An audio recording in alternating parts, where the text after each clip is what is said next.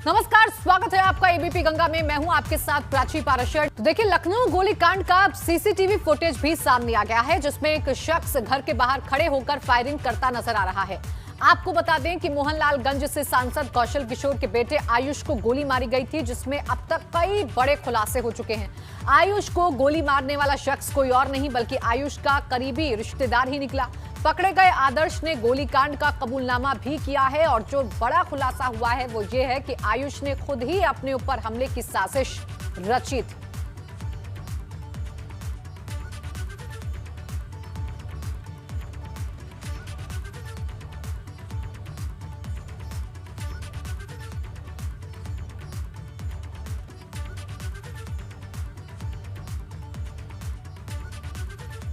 देखिए, तस्वीरें हम आपको दिखा रहे हैं। ये वो सीसीटीवी फुटेज है जिसमें ये गोलीकांड कैद हुआ है। आप देख सकते हैं कैसे एक शख्स गोली मारकर वहां से फरार होता है। तो सांसद के बेटे आयुष पर हमला कई सवाल खड़े कर रहा है। जब आयुष का साला आदर्श पुलिस के हाथ आया तो उसके कबूलनामे ने मामले की पोल ही खोल दी।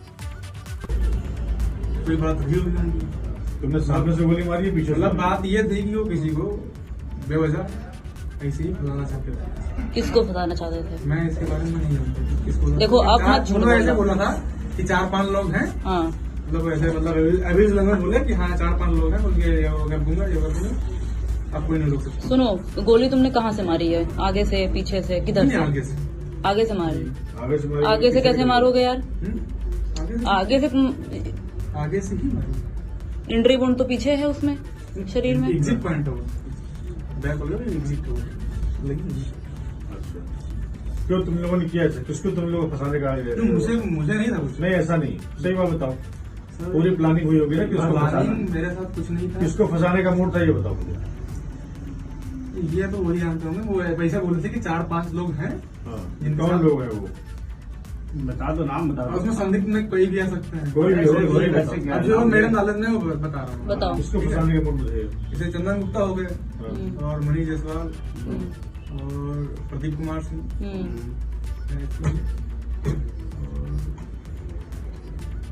और जिसका नाम नहीं है। कभी जेल गए हो तुम? ये कांड तुमने खुद गोली मारी है उनको? हाँ? ये जो पिस्टल है ये किसके नाम से? ये तो और चलिए सीधा रुख हम कर लेते हैं विधान परिषद का, जहां मुख्यमंत्री योगी आदित्यनाथ संबोधित कर रहे हैं। कि अनुमान लगा सकते हैं कि उस समय बजट का कितना बड़ा पार्ट वेतन भत्तों के नाम पे खर्च होता था, विकास के नाम पर कुछ भी पैसा खर्च नहीं होता था, क्योंकि जितना बजट था वो सब तो उसी में सब खर्च हो रहा था। लोक कल्याणकारी तो ये सोच ही नहीं थी, क्योंकि विकास के लिए तो महोदय एक सोच चाहिए। और अटल जी ने जो बात कही थी ना कि छोटे मन से कोई बड़ा नहीं होता और टूटे मन से कोई खड़ा नहीं होता है। बड़ा करिए मन थोड़ा, सरकार के साथ चलिए, बड़े विराट उसके साथ में एक विराटता को लेकर के चलिए। और वो विराटता प्रदेश के हित के बारे में, प्रदेश के विकास के बारे में, उस कार्य योजना को आगे बढ़ाने के लिए। और यह प्रदेश का वह एक सिनेरियो है जो आपके सामने मैंने प्रस्तुत किया है कि कैसे इसको एक एक करके आगे बढ़ाने का काम किया है। बजट से पहले मैं टिप्पणी आपको सुना दूं, जो अलग अलग क्षेत्र के फील्ड से जुड़े हुए लोगों ने बजट पर अपनी टिप्पणी करके यहां पर कहा। और उसमें भी आप, मुझे लगता है आपको कुछ कहना हो तो मुझे लगता है कि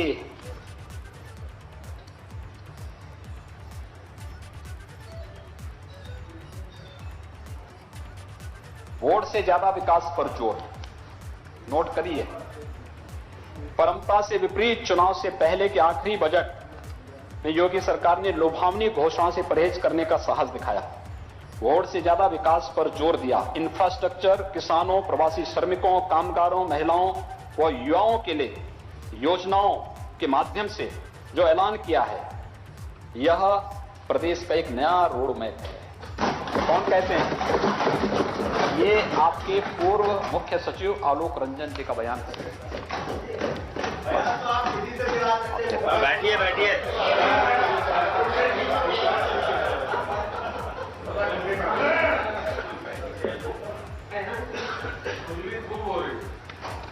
मुख्यमंत्री जी, मैं एक बात कहना चाहता हूँ। रानी लाठर जी बैठ जाइए।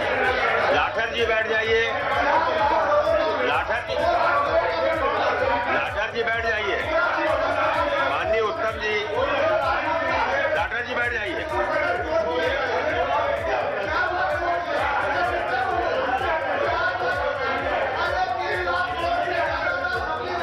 माननीय लाठर जी, अपना स्थान ग्रहण करिए। अनुशासनहीनता की अनुमति नहीं दी जाएगी। नहीं, गलत बात है। नहीं, गलत बात है। अपने स्थान बैठिए। सुनिए। सुनने की भी हिम्मत रखिए। महोदय, सीआईआई ने माननीय लाठर जी, उन्होंने इस बात के लिए कश्यप भी शांति बनाए। उन्होंने इस बात के लिए जोर, यानी सीआईआई ने इस पर बहुत अच्छे ढंग से कहा। उन्होंने कहा कि देखिए, आत्मनिर्भर उत्तर प्रदेश का आधार ये बजट बनेगा। आत्मनिर्भर उत्तर प्रदेश से आप लोगों को मुझे लगता है परहेज है क्या उत्तर प्रदेश आत्मनिर्भर नहीं बनना चाहिए? मुझे लगता है कि इसमें तो आपको कोई दिक्कत नहीं आनी चाहिए। प्रदेश को आत्मनिर्भर, स्वस्थ और सुरक्षित बनाने वाला बजट, यह चेयरमैन सीआईआई यूपी चैप्टर, उनके द्वारा यह वक्तव्य दिया गया। प्रदेश का बजट विकास की ओर बढ़ता हुआ बजट है। यानी ऐसे अलग अलग सेक्टर से जुड़े हुए लोगों ने, chairman PHD Chamber of Commerce Shri Lalit Khetan ने कहा कि उत्तर प्रदेश के इतिहास का यह अब तक का सबसे बड़ा बजट है। किसानों, युवाओं और महिलाओं के विकास पर केंद्रित है। कोरोना संक्रमण की आपदा में सभी उद्योगों को जो भारी नुकसान पहुंचा है, अनेक समस्याओं का सामना करना पड़ा। इस बजट से उद्योग जगत को एक नई उम्मीद दिखती है।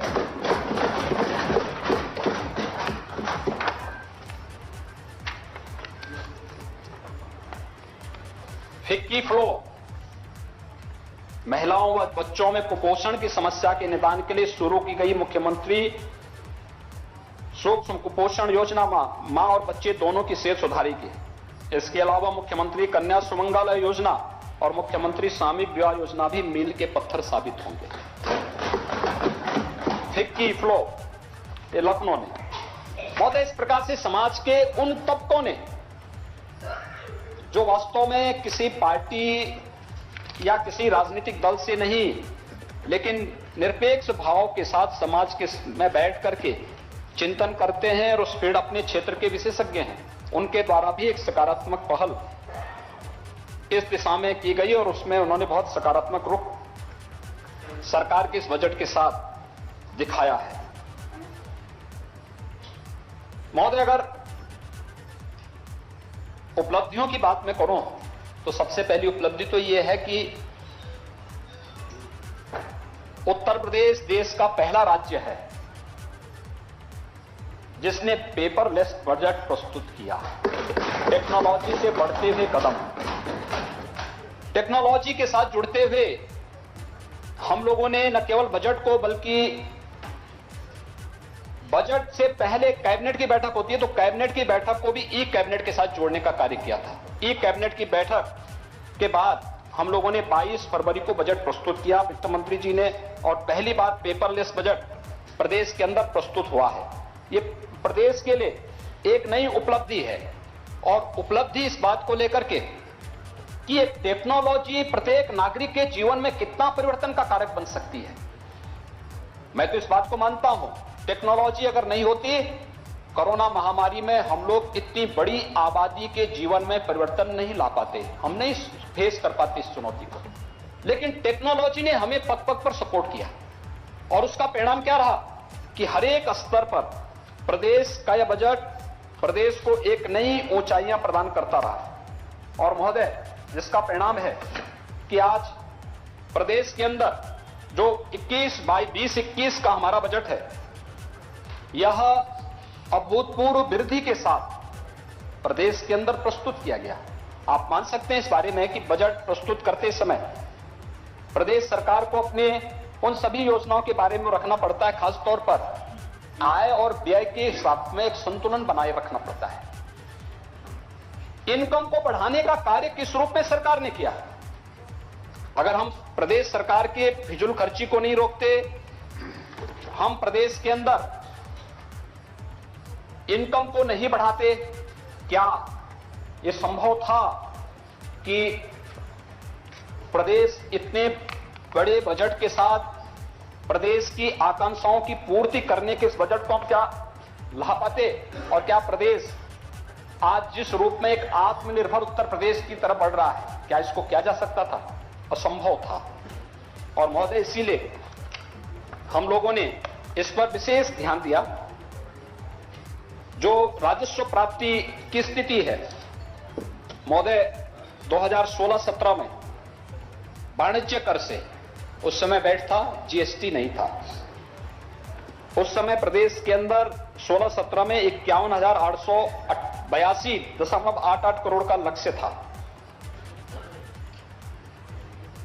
उतना अचीव नहीं हो पाता था।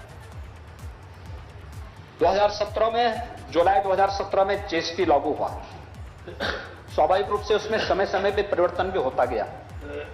जीएसटी काउंसिल जैसे ही अलग अलग राज्यों के सुझाव आते थे, स्टेक होल्डर सुझाव देते थे, उसमें उस प्रकार का परिवर्तन उसमें करती थी।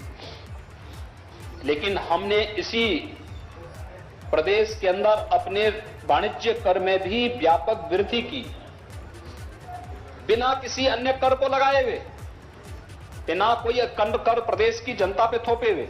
और आज यह बढ़ करके 91,668 करोड़ रुपए तक ये पहुंच चुका है। नए प्रावधान के अंतर्गत 1 लाख करोड़ की सीमा पार करेगा, जो रोड मैप सरकार ने तय किया और जिस तेजी के साथ आगे बढ़ाया है। मुझे याद है एक्साइज का,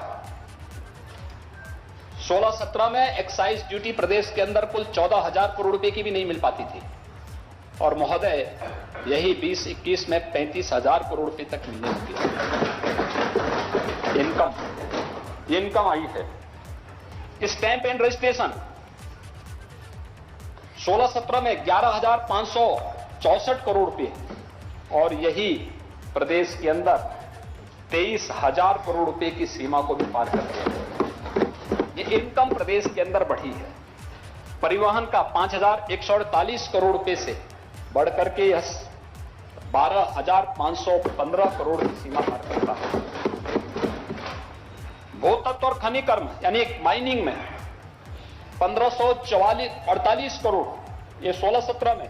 और इसको अगर हम बढ़ते आगे बहराइच से खबर मिल रही है, जहां लाखों के नुकसान की आशंका जताई गई है। जी हां, आग लगने की खबर मिली है। कड़ी मशक्कत के बाद आग पर काबू पाया गया है।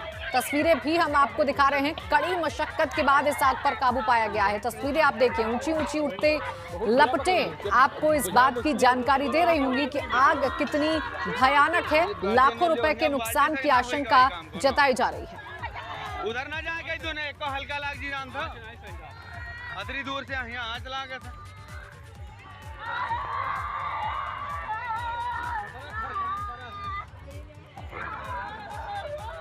ये लाइट फैला के बिजली से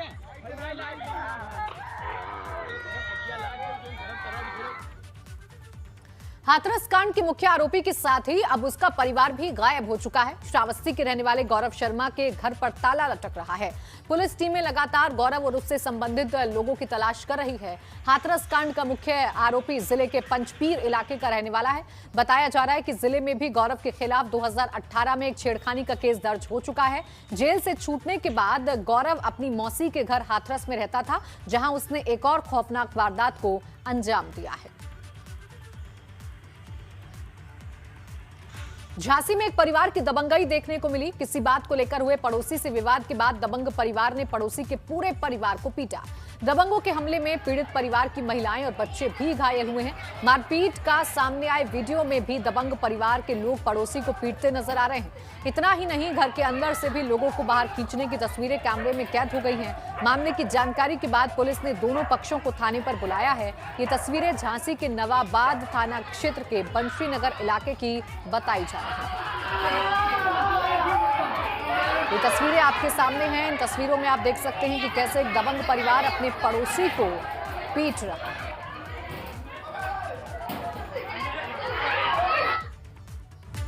त्रिस्तरीय पंचायत चुनाव को लेकर आजमगढ़ में प्रशासन ने कमर कस ली है, जिसको लेकर जिले में जिला पंचायत, ब्लॉक प्रमुख, ग्राम प्रधान और बीडीसी के पदों के आरक्षण की सूची जारी की गई है। हालांकि आपत्ति के बाद अंतिम आरक्षित सूची 15 मार्च को ही जारी हुई। जनपद में 1858 ग्राम प्रधान, 4002 बीडीसी, 84 जिला पंचायत सदस्य और 22 ब्लॉक प्रमुखों समेत ग्राम पंचायत चुनावों के पद के लिए चुनाव होना। शासनादेश के अनुसार जो भी जिला पंचायत सदस्यों का, ब्लॉक प्रमुख का, बीडीसी का, प्रधानों का और ग्राम सदस्यों का जो आरक्षण किया गया है, उसकी अनंतम सूची प्रकाशित कर दी गई है और इस पर 8 तारीख का समय है। आपत्ति नहीं जाएंगी और आपत्तियों का निस्तारण करके 15 मार्च को अंतिम रूप से प्रकाशित करके शासन को अवगत करा दिया जाएगा। जालौन में दबंगों की दहशत के आगे एक रिटायर्ड हेड कांस्टेबल को अपनी जान गंवानी पड़ गई। मामला उराई कोतवाली इलाके का है, जहां रहने वाले रिटायर्ड हेड कांस्टेबल का 2 दिन पहले अपने पड़ोस में रहने वाले एक दबंग से विवाद हो गया। विवाद इतना बढ़ गया कि दबंगों ने पीड़ित के घर में घुसकर पूरे परिवार को जान से मारने की धमकी दे डाली। आरोप है कि पीड़ित रिटायर्ड दारोगा दबंगों की शिकायत को लेकर संबंधित थाने पहुंचे, लेकिन पुलिस ने उनकी सुनवाई नहीं की, जिसके चलते वो परेशान हो गए और उन्होंने खुद को गोली मारकर आत्महत्या कर ली। घटना की जानकारी के बाद से स्थानीय पुलिस में हड़कंप मचा हुआ है और अब आरोपी युवकों के खिलाफ केस दर्ज कर अधिकारी जांच का दावा कर रहे हैं। हमारे भाई के साथ सब 5-6 लोग दबंग लोग आए थे। उन्होंने हमारे भाई को मारने की धमकी दी और उन्होंने एक हम जो किराएदार उससे मारपीट की, बचाव करने के लिए वो आया था, उसको मारा। उसके पैर में फ्रैक्चर है और हमने पुलिस को इन्फॉर्म किया, रिपोर्ट की, तो पुलिस ने कोई उस पर एक्शन नहीं किया और लोगों ने आके धमकी दी, हम तुमको जान से मार, तुम्हारी लड़की को उठा ले जाएंगे, ये करेंगे, दुनिया की धमकी दी है। इसके बाद उन्होंने रात में टेंशन में आके कि इससे तो मरना अच्छा, मैं घर पे आके इस तरह का व्यवहार किया, तो उन्होंने फिर अपने राइफल से गोली मार दी। और इसी के साथ न्यूज़@4 में बस इतना ही। आप बने रहिए एबीपी गंगा के साथ।